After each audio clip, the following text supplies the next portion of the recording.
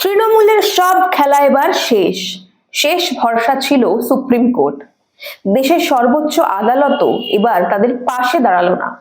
তৃণমূলের শেষ হয়ে যাওয়া শুধু সময়ের অপেক্ষা। কেন বলছি এই কথা?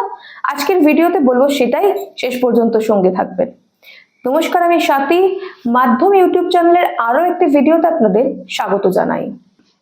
দেখুন, ন্যায্য চাকরির দাবি, ডিএ, বিজেপির কোনো সভার অনুমতি সহ যে কোনো বিষয়কে আদালতে টেনে নিয়ে গিয়ে দেরি করানো তৃণমূলের পুরনো খেলা। শেষ কয়েক বছরে এসব দেখতে দেখতে অভ্যস্ত হয়ে গিয়েছে বাংলার মানুষ। তবে কথায় কথায় বাংলার মানুষকে হাইকোর্ট দেখানোর যে পদ্ধতি তৃণমূল নিয়ে থাকে, সেখানেই এবার বড়সড় বিপাকে পড়েছে রাজ্যের শাসক দল। কেন বলছি এসব?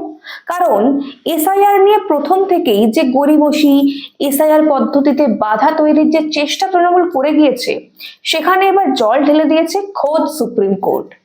দেশের সর্বোচ্চ আদালত স্পষ্ট জানিয়ে দিয়েছে, এবার জেলা স্তরের জাজেদের তত্ত্বাবধানেই পুরো এসআইআর প্রক্রিয়া সম্পন্ন হবে।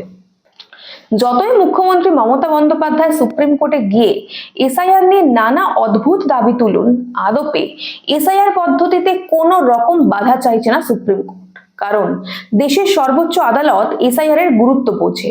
ভুয়ো ভোটার এবং অনুপ্রবেশকারী বিহীন স্বচ্ছ ভোটার তালিকা তৈরির জন্য এসআইআর এর প্রয়োজনীয়তা বুঝেই এবার কড়া সিদ্ধান্ত নিয়েছে দেশের সর্বোচ্চ আদালত। এসআইআর নিয়ে ঠিক কি বলল দেশের সর্বোচ্চ আদালত? কেনই বা হাহাকার পড়ে গেল তৃণমূল শিবিরে?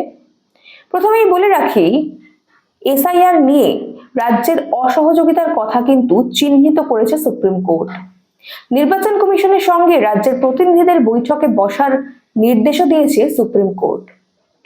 এসআইআর সংক্রান্ত সমস্যা মেটাতে বৈঠকের নির্দেশ দিয়েছে দেশের সর্বোচ্চ আদালত।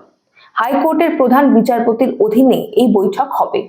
অতিরিক্ত সলিসিটর জেনারেল, মুখ্য সচিব, ডিজিপি এবং কমিশনের প্রতিনিধিরা সেই বৈঠকে কিন্তু উপস্থিত ছিলেন।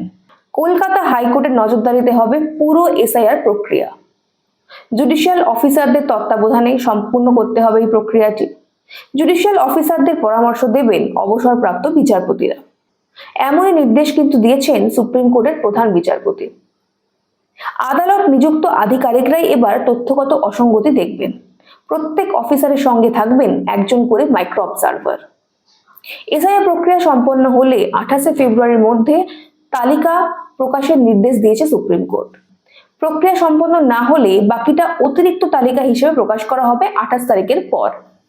শুধু এসআইআর সংক্রান্ত নির্দেশ দিয়েই কিন্তু ক্ষান্ত হয়নি সুপ্রিম কোর্ট। পাশাপাশি আইন শৃঙ্খলা নিয়ে রাজ্য পুলিশের ডিজিকে বিশেষ নির্দেশ দিয়েছে সুপ্রিম কোর্ট।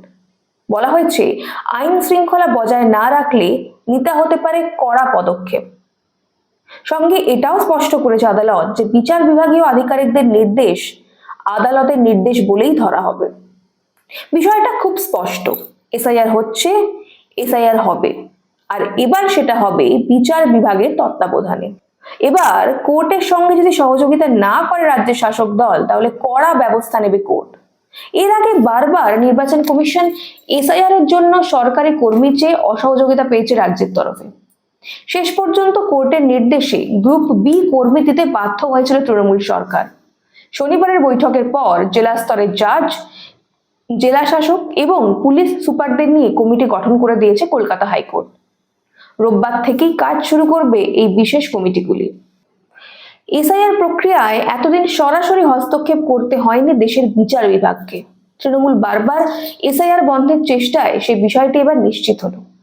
এবার যদি কোথাও কোনো সমস্যা হয়, কোনো রাজ্য সরকারি আধিকারিকের বিরুদ্ধে ভুয়ো ভোটারদের নাম ঢোকানো বা এই সংক্রান্ত কোনো অভিযোগ ওঠে, তাহলে সেক্ষেত্রে এবার সরাসরি ব্যবস্থা নেবে দেশের সর্বোচ্চ আদালত।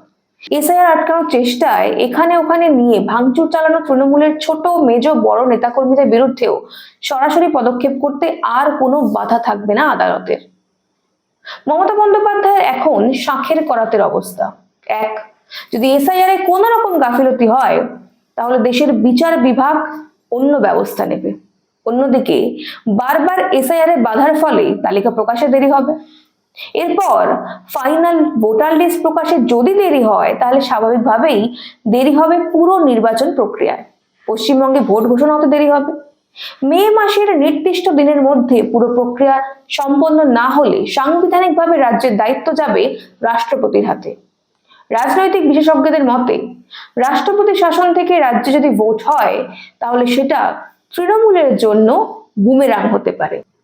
পড়শি রাজ্য বিহার থেকে যদি কিছু শিখতে পারত তৃণমূল, তাহলে অন্তত সুষ্ঠুভাবে এসআইআর প্রক্রিয়া সম্পন্ন করে সহযোগিতা করতে পারত নির্বাচন কমিশনের সঙ্গে।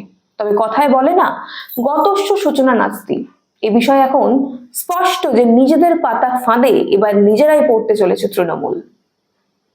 আপনাদের কি মনে হয়, যে পাকে তৃণমূল পড়েছে সেখান থেকে তারা উদ্ধার পাবে? জানান আমাদের কমেন্ট করে। আজ এই পর্যন্তই, দেখা হবে পরের একটি ভিডিওতে। ততক্ষণ পর্যন্ত সঙ্গে থাকুন, দেখতে থাকুন মাধ্যম।